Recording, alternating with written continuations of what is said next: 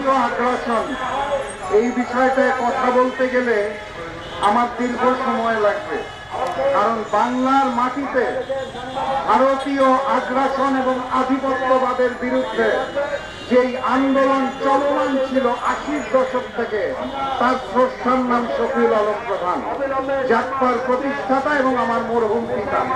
কিন্তু সেই সময়টা আয়োজকরা আজকে আমাকে দিবে না।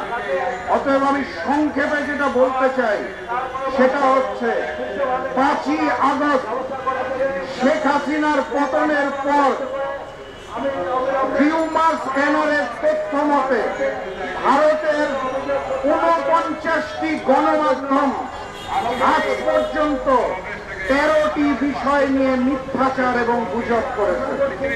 বাংলাদেশের বিভিন্ন বিষয় নিয়ে ভারতীয় গণমাধ্যম যেই মিথ্যাচার করছে, শুধুমাত্র সেই মিথ্যাচার থেকেই স্পষ্টভাবে বোঝা যায় শেখ হাসিনার পতনের পর ভারতের মাথা খারাপ হয়ে গেছে। সম্মানিত সাথী এবং বন্ধুগণ, আপনারা যদি মনে করে থাকেন অগাস্ট মাসের ৫ তারিখে বাংলার মাটি থেকে শুধুমাত্র শেখ হাসিনা এবং আওয়ামী লীগের পতন হয়েছে, তাহলে আপনারা ভুল ভাবছেন। কারণ অগাস্টের ৫ তারিখ শেখ হাসিনা এবং আওয়ামী লীগের সাথে সাথে বাংলার মাটি থেকে ওই হিন্দুস্তানের পতন হয়েছে। আমরা ৫ তারিখের পর থেকে বাংলার মাটিতে ভারতীয় আধিপত্যবাদ এবং আগ্রাসনকে মেনে নেব না বলে শপথ নিয়েছি দেখে তাদের মাথা খারাপ হয়ে গেছে। ভারত মনে করছে বাংলাদেশের ৩ পাশে ভারত, এই কারণে তাদের অনেক ক্ষমতা, তারা বাংলাদেশকে দখল করতে পারবে। আমি ভারতের দাদাবাবুদেরকে আমন্ত্রণ জানাই।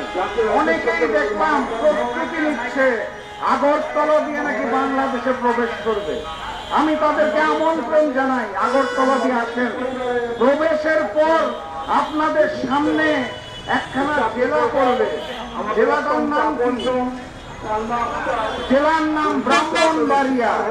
বাংলাদেশের মানুষ লাগবে না, হিন্দুস্তানের দাদাবাবুদেরকে লুকে দেওয়ার জন্য আমার ব্রাহ্মণবাড়িয়া জেলার মানুষই যথেষ্ট। আসেন, আপনারা আসেন। ভারত হচ্ছে সেই দেশ যারা প্রোটোকলে নিরাপত্তায় পাকিস্তানে ক্রিকেট খেলতে যেতে ভয় পায়, তারা আক্রমণ করবে বাংলাদেশে। এই জাতীয় হাস্যকর কালগপ্প আমাদেরকে শোনাবেন না। বরং আপনাদের বলতে চাই, বাংলাদেশের ৩ পাশে ভারত নিয়ে গর্ব করেন না। ভারতের ৩ পাশে এই মুহূর্তে বাংলাদেশ, পাকিস্তান এবং চায়না আছে, আপনাদের চিরশত্রু।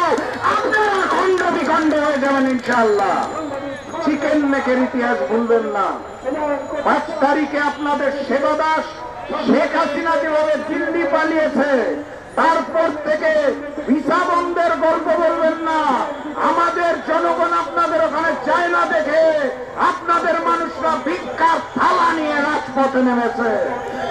আপনাদের ভিসাকে আমরা প্রত্যাখ্যান করি, ভিসা বন্ধের গল্প আমাদেরকে শোনাবেন না।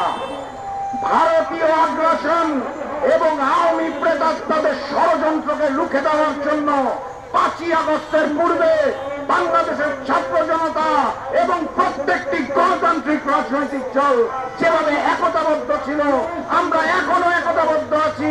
বাংলার মাটিতে ভারতীয় আগ্রাসন চলবে না, আওয়ামী লীগের রাজনীতি চলবে না ইনশাআল্লাহ।